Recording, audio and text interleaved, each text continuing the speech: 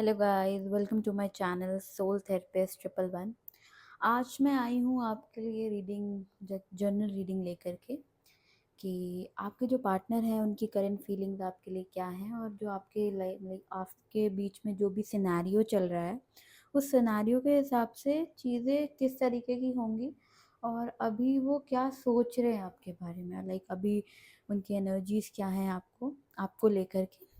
तो ये रीडिंग मैं आपके लिए लेके आई हूँ। ये है pile one, this is pile one and this is pile to.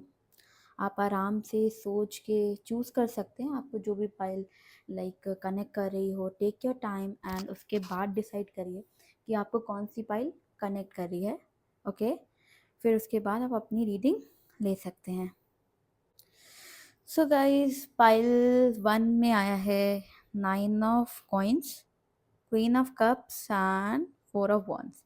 तो चलिए देखते हैं क्या प्रेडिक्ट कर रहा है ये आपके लिए। तो जैसा कि मैं देख पा रही हूँ कि ये जो कॉम्बिनेशन है ना, ये बहुत ही ज़्यादा लाइक लाइक बहुत ही ज़्यादा डीप कॉन्वर्सेशन को प्रेडिक्ट कर रहा है। ठीक है, और आपके रिलेशनशिप में बैलेंस चाह रहा है। 9 ऑफ पेंटिकल ये प्रेजेंट कर रहा है, लाइक ये रिफ्लेक्ट कर रहा है कि लाइक वो वो अपने आप को लाइक आपको ना अपने लिए बहुत कॉन्फिडेंट होना पड़ेगा, है ना? चीज़ों को लेकर के, लाइक अगर कोई बात आपकी सेल्फ रिस्पेक्ट पे आ रही है, लाइक या आपके ऊपर आ रही है कि आप उस चीज़ को कैसे टैकल कर रहे हो और वो आपके लिए सही है, अगर आपको लगता है कि कोई चीज़ सही है, तो मुझे लगता है कि आपको उस चीज़ों को वैसे ही हैंडल करना चाहिए। और जो आपके जो पार्टनर है ना, वो भी चाहते हैं कि आप और उनके बीच में एक स्टेबिलिटी हो। ठीक है, एक रिलेशनशिप में एक बहुत अच्छा ग्रोथ हो, स्टेबिलिटी हो लाइफ में। जो भी चीज़ें आप लोग चाहते हो वो चीज़ें मिलें आप दोनों को। और वो भी चाहते हैं कि जो भी लाइक आप दोनों के बीच में जो कुछ भी हुआ है उसको म्यूचुअली बातचीत हो जाए और सब चीज़ें सॉर्ट कर ली जाए। ठीक है, इमोशनली भी और मटीरियली भी। ठीक है, वो चाहते हैं कि चीज़ें ठीक हो जाएं। अब हम बात करें क्वीन ऑफ कप्स की, तो क्वीन ऑफ कप्स ये रिप्रेजेंट करता है लाइक डीप इमोशनल कनेक्शन है उनका आपको लेकर के, एंड नर्चरिंग फीलिंग्स भी हैं आपको लेकर के। काफ़ी लाइक सॉफ्ट हार्टेड हैं, बहुत ज़्यादा आपको प्यार करते हैं, और इमोशनल हो जाते हैं जब प्यार की बात आती है। वो समझ नहीं पाते हैं चीज़ें कैसे हो रही हैं, क्या हो रही हैं। इस वजह से प्रॉब्लम क्रिएट हो जाती है। कभी कभी क्या होता है ना, हमें इमोशनल इमोशनली हमें लोग समझ नहीं पाते हैं। वो अपने हिसाब से सोच रहे होते हैं, हम अपने हिसाब से सोच रहे होते हैं। और मैं ये देख पा रही हूँ कि लाइक कहीं ना आपका ना बहुत ही ज़्यादा स्ट्रॉन्ग कनेक्शन है। हो सकता है पास्ट लाइफ से हो या कुछ भी हो, एक कनेक्शन तो है। वो काफ़ी प्रोटेक्टिव भी हैं आपको लेकर के। हो सकता है वो काफ़ी जेलस हो जाते हो, जो आपके आसपास अगर कोई वो देख लें कोई भी चीज़। और मैं आने वाले टाइम में देख रही हूँ कि आप दोनों का ना, अगर आप लोग नो कॉन्टैक्ट सिचुएशन में हो या ऐसा कुछ है कि आप दोनों की बातचीत नहीं हो रही है, तो मैं फॉर श्योर गारंटी देती हूँ कि आने वाले टाइम में आपकी उनसे बात बहुत अच्छी होने वाली है और चीज़ें एक नेक्स्ट लेवल जाने वाली हैं। ठीक है, एक नेक्स्ट लेवल सारी चीज़ें होंगी जो कि आपने इमेजिन भी नहीं करी होंगी कि ऐसा भी कुछ हो सकता है, कि दोनों चीज़ें इतनी ज़्यादा लाइक ये लड़ाई जो हुई है ना, एक बेटर फ्यूचर के लिए हुई है। ये जो भी आपकी लड़ाई हुई है एक बेटर फ्यूचर के लिए हुई है। और आपको लिटरली बाद में ये रियलाइज होगा कि जो हुआ अच्छा हुआ। इस वजह से तो मेरा जो बॉन्ड है ना और भी स्ट्रांग हो गया। ठीक है, तो ये आपको ना लाइक काफी लाइक कमिटमेंट भी मैं देख पा रही हूँ, आपको कमिटमेंट जरूर मिलेगा इस रिलेशनशिप में। आपका पार्टनर आपको कमिटमेंट देगा। You have to wait it patiently, patiently wait करें। कमिटमेंट आपको ज़रूर मिलने वाला है। और इमोशनली काफ़ी कनेक्टेड हैं और आपके पार्टनर बहुत खुश रहते हैं आपके साथ। तो ये रीडिंग थी पाइल वन की। अगर आप लोगों को रेजोनेट हुई हो तो कमेंट में अपने पार्टनर का नाम या यस लिख सकते हैं। और वैसे ये जर्नल रीडिंग है, ज़रूरी नहीं है कि सबको रेजोनेट हो। अगर आपको पर्सनल रीडिंग चाहिए हो तो आप मेरे इंस्टाग्राम चैनल पे डीएम कर सकते हैं। ओके, हेलो गाइस, तो ये आ गई है पाइल टू जिसमें आया है द चैरियट, डेथ कार्ड और द स्टार कार्ड।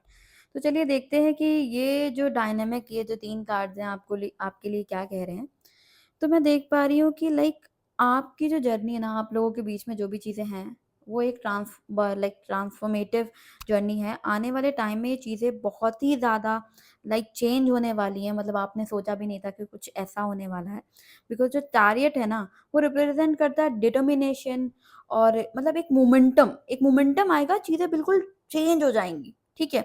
और एकदम से चेंज होगी, ऐसा नहीं होगा कि धीरे-धीरे चेंज होंगी, एकदम से चेंज होंगी। आपके रिलेशनशिप में एकदम से चीज़ें चेंज होंगी और चीज़ें मतलब सारे जो भी ऑब्स्टिकल्स आ रहे हैं ना, उन सब चीज़ों से आप एकदम से मूव ऑन कर लोगे और सारी चीज़ें आपके अंडर कंट्रोल हो जाएँगी। जैसा आप चाहते थे ना, वैसा कुछ होने वाला है, ठीक है? जो भी आपका पर्पस था अपने रिलेशनशिप को लेकर के, वैसा ही कुछ होने वाला है और आपने ये एक्सपेक्ट नहीं किया होगा, इतना जल्दी से होगा, सडन चेंज होगा, ठीक है? और जो डेथ कार्ड है, ये रिप्रेज़ेंट कर रहा है ट्रांसफॉर्मेशन एंडिंग। देखो, अगर कोई भी लड़ाई होती है ना, तो उसमें ज़रूरी होता है ना कि एक लड़ाई हुई है, तो फिर आगे चीज़ें चेंज हो जाएँगी कुछ और। जब लड़ाई होने के बाद जब चीज़ें दोबारा सही होती हैं, तो उसको कहते हैं ना ट्रांसफॉर्मेशन होता है। एक एंडिंग होता है, तो एक नई शुरुआत ज़रूर होती है, ठीक है?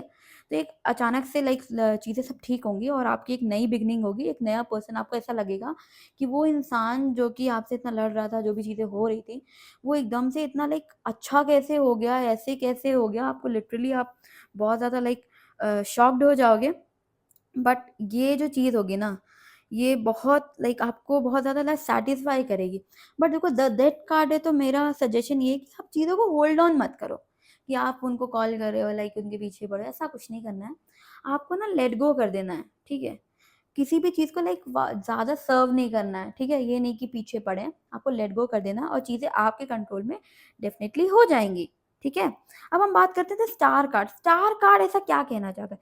स्टार कह रहा है होप, हीलिंग और समथिंग आप ट्रस्ट करो प्रोसेस को। आपके अंदर अगर विश्वास है ना कि वो इंसान आपको प्यार करता है, तो यूनिवर्स आपको उसके पास वो उसको आपके पास ज़रूर लेके आएगा फॉर श्योर, ठीक है? You have to trust your gut instinct. आपको अपने ऊपर ट्रस्ट करना पड़ेगा, ठीक है?